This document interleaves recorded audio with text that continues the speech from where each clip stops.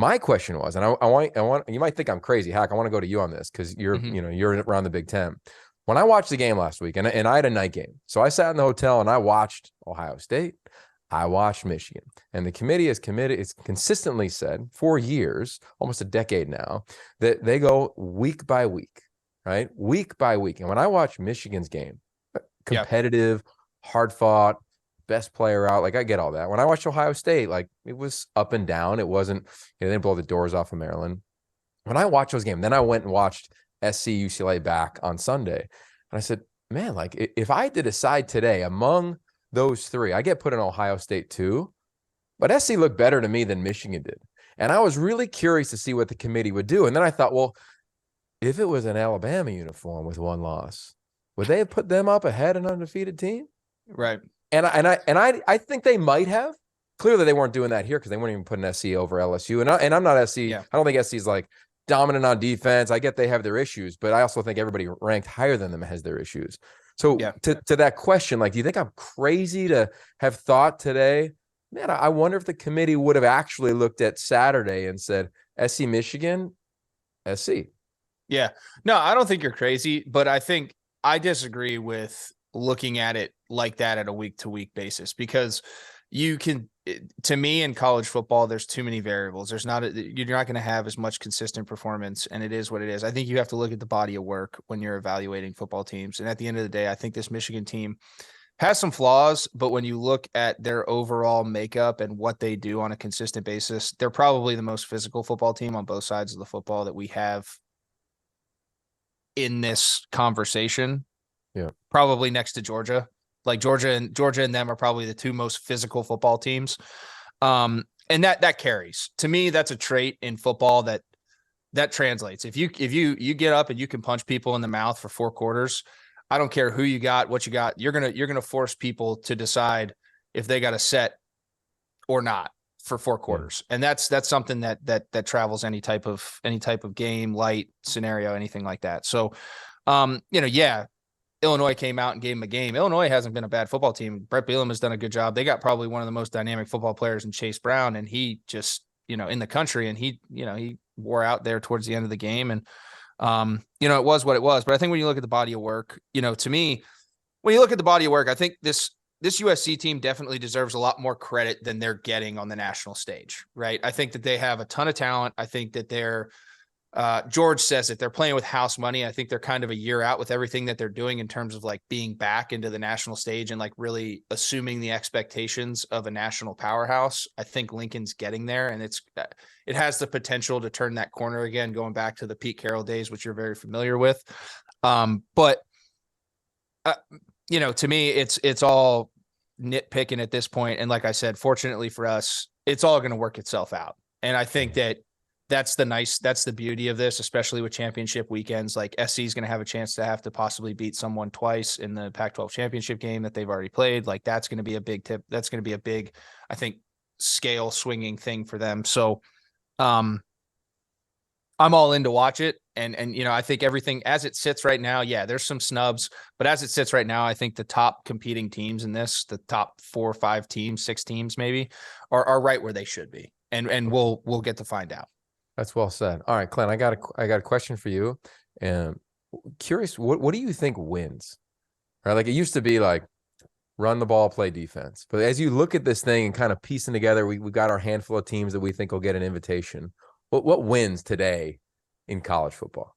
Well, I think we're living in a day and age where that's a tough question to answer, because I'd say quarterback play and explosive offense, but then you look at what Hack just laid out. I think the one thing Michigan has is a good defense. I think the one thing Ohio State has is a good defense. Not good, great. I mean, these guys are – and to Hack's point, I think it's – I mean, we can get off into the numbers if you want, but I'm just talking about big, badass dudes that are more physical than the guy across the ball from them. I think Georgia, Michigan, and Ohio State, they have those guys on the defensive side of the ball, and so I think that really separates them from the rest of the pack, if we're being honest. But then on the other hand of it, you go, okay, look at the explosive offenses at USC and kind of how we've seen Alabama win of late, and that way we see TCU.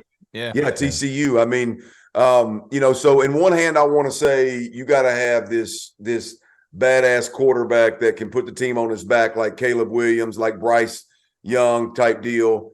And I want to say that, and I think that is a big part of what wins in today's college football. But when it gets down to them top 4 squads, you better be able to play physical ass defense. And you may give up a lot of points. You may give up the big ball some, but you better be able to stop the run when it matters late in the ball game. You better be able to bow your neck. And I think those top 3 squads right now can really do that, more so than anybody else. And I'm talking about more so than, like, usually that's Alabama, usually that's Clemson, usually that's LSU. It's a different cast of characters, if you will, in terms of teams that got to play a little bit differently. But them 3 big boys at the top can play defense. So if we're talking top 4, what wins college football championship this year, I got to hang my hat on being able to play physical ass football and play physical ass defense.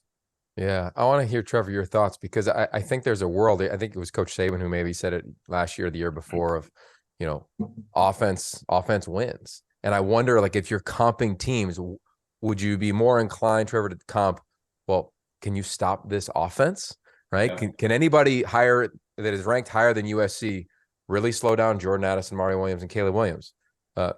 Maybe not. And then conversely, I don't know if SC can stop any of those teams offensively. I'm curious where you net out on that. I think I'm going to go in a different direction than either offense or defense. I'm going to go the culture route.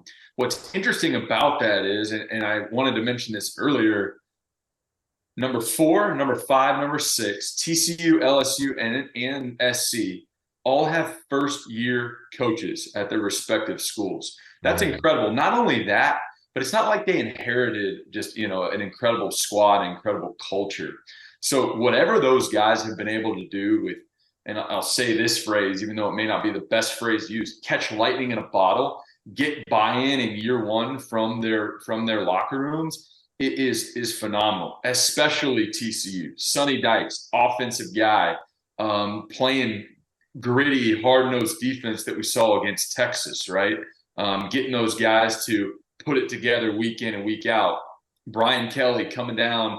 We all were making fun of him at the beginning of the year for dancing in all these videos, and now he's got a team that's seriously bowing their neck, and they're right there in the conversation. And then even though it is all offensive football, you've got an offense that Hack has said all year, and I love the phrase, they haven't gone out of second gear. And just the ability to go and put up incredible amounts of points. So I think it may be a combination thereof, or it may just be, hey, man, these guys have a culture, and they're riding that until it runs out. Yeah, that's a good call. I mean, Lincoln Riley, I remember talking to him an early signing day last year, and he goes, we're about to turn this roster over. And I'm thinking, okay, 8, 9 guys, something like that. I mean, 33 new players. And when you talk to, like, whether it's Shane Lee or Caleb or any of those guys, they're like, we just blindly trusted. So to the point that you said, like, his first team meeting, he was like, look, you're not running Lincoln Riley's offense. This is USC's offense. And I'm going to ask you to blindly trust me and our staff and one another. And if they don't do that, they're not where they are. And I go back to when Chris Peterson was at UW, and I think I might have told Clint this story before. The day he got the job, I went up to Seattle and I sat down with him and I said, how long does it take to instill a culture? And without flinching, he goes, 18 months. And I really believe that if it's all high school players and maybe a couple JC guys or transfers here and there. But in this era, to be able to get players to just buy in, whether it's Jaden Daniels and company at LSU, everything that we referenced at SC, for Sonny to come in after a legend, right? Who it wasn't like the cleanest of breakups, at least from the outside looking in, with Gary Patterson. You're right, man. Like, the coach of the year conversation is going to be freaking awesome. So to that point, Hack, there's nothing more there's nothing more powerful than when a coach, call it catching lightning in a bottle or whatever, but it's like when a coach can come in and have the mentality of I've heard some stuff about Brian Kelly about how he's changing. He changed the complete mindset of that team. That don't fly if you don't win. Yeah. Right. And so when I didn't even think about it like that, Trev. That's a good point out. Like TCU, LSU, USC. I mean, you can even go down to Oregon. I mean, those are all first-year head coaches, all in the top 10. Washington, right? Yeah. Yeah. I mean, yeah, all in the top 10 right now first-year head coaches. I'm going to tell you, man, when you come in there and you got that momentum of just a freshness, a fresh voice, and you can really, for the most part, never lose, shoot, you can turn a program. I mean, obviously, if you never lose, you're going to turn the program. I'm just talking about capturing that lightning in a bottle. I mean, if a coach can do that, man, it is unbelievably powerful. And we've seen it with these 3 or 4 teams to the tune of a top 10. I tell you, the other thing, Yo, on the what wins, and I think this is the conversation and where the conversation ends up going to once we figure out who all is in the Final Four, obviously. But the question to me is like, how good are some of these units? Like how good is Michigan and Ohio State's defense? How good is TCU's offense, right? How good is Georgia's defense? We know they're good, but we're talking about college football championship playoffs. We're talking, I mean, really, how good are they when they have the big boys on the other side of the field from them? And then like how does like Caleb Williams, I think if USC gets in this thing, I think they're going to have the legit most explosive offense if they're healthy. And at that point in time, is their defense good enough to offset a Michigan team that doesn't really have their quarterback's not giving them anything close, but has a great you know what I mean? Like it's a balancing scale for each one of these teams. And I think that's a big part of this. Like Georgia dominating Michigan last year the way they did, and the way we've seen some teams dominate in the past, I don't know that that's what we should look forward to this year.